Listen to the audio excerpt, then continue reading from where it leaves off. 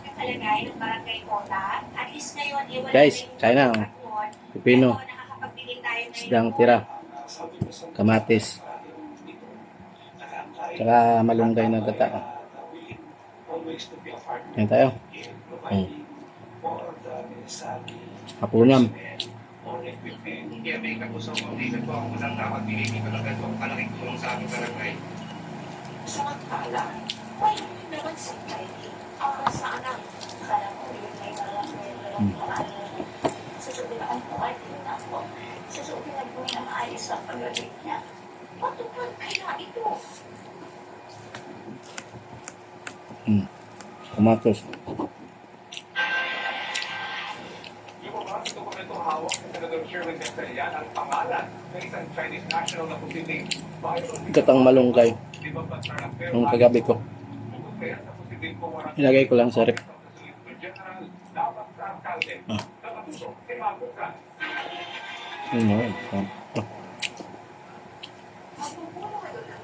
Ng Office of the Solicitor General ukol sa posibleng kumulating case dapat ibang para clear hands po. Will gather and finalize, consolidate all available evidence, and on the basis of this evidence, will determine exactly what course of action, what kind of legal action or complaint we are going to file.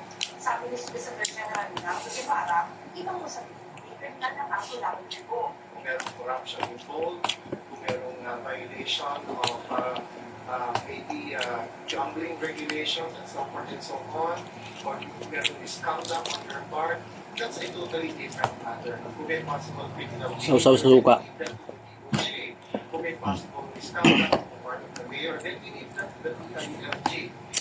Kung napunta naman daw si Senator Sherwin Gatchalian sa dokumento ng Big Fund ng pamilya mo, makikita raw dito ang pangalan ng mayora, dalawa niyang kapatid, ang ama nilang Chinese at isang Filipino. Sila rin ang incorporators ng embroidery shop ng pamilya mo. Family business niya itong si Wendy na doon lahat. Pino. Consistent na doon si Wendy. Yung tinignan namin yung travel records, yung tatay niya, si Bojang Joe, at si Wendy travel 170 times in the span of 6 years. So, madalas sila bumabiyahe as a couple. Personal analysis ko, baka ito yung biological mother. She's Chinese citizen. Based on the Bureau of Immigration records. Gamit sa Bureau of Immigration, yung namin, yung flight records, Chinese citizens. There is a Chinese passport. Sabi pa ni Gatchalian, ang address ng embroidery shop nito nasa Venezuela. Alapit lang daw sa tirahan ng senador.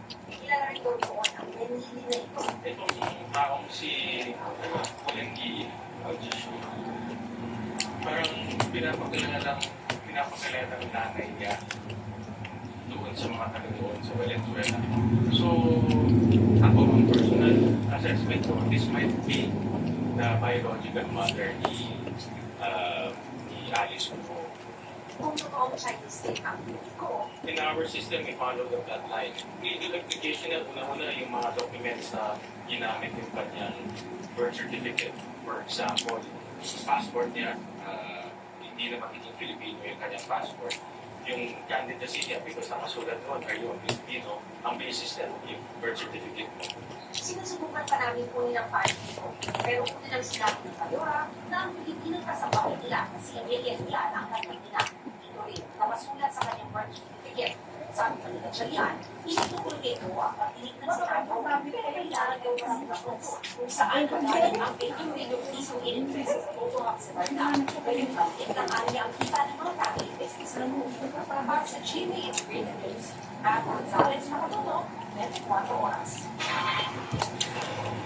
Kinalani, ang estudyante sa Talisay City na pinalasi ang pag-aaral at pagtatrabaho para makapagtapos ng kolehiyo.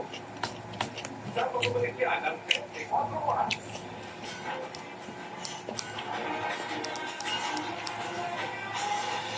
May bago. Uyawin yan! Oo! Mas nagpapasarap! Estina! Sa tamis-alan sa dami, mas may nasarap pa. Pita. First day taping!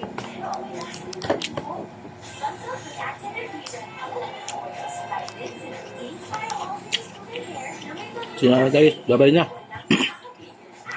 Thank you for watching.